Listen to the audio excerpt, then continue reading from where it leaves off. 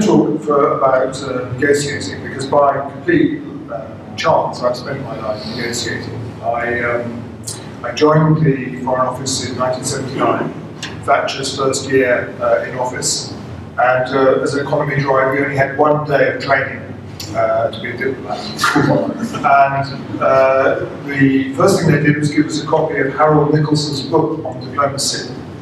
Now, Harold Nicholson's book is a classic of British understatement. It was first published in 1939 and republished in 1949 with the opening line of the second edition saying a number of serious events have happened since this book was first published. So that was extremely helpful to us. The other thing they gave us was a guide to plasmon at dinner parties. They told us where you should place people if you were a diplomat. But they gave us absolutely no training in diplomacy or negotiation at all. And I spent the rest of my life doing negotiating, first as a diplomat, then working for Tony Blair, and now I run a small charity that works with in armed groups and governments around the world negotiating between them on the basis of what I spent my time doing in Northern Ireland. I wanted to start by talking about Hong Kong, because David asked me to focus particularly on Chinese issues. And that really was where I had my first lessons in negotiating.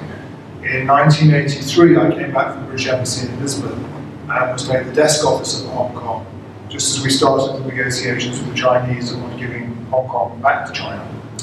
At that time, Percy Craddock was our ambassador in Beijing, and then later the other secretary with whom I worked. And probably the most brilliant man I've ever come across, certainly the most brilliant diplomat, and also the writer of the most extraordinary rude limericks, which he used to classify top secret and hang around at meetings, usually about Lydia Dunn, but also about others as well.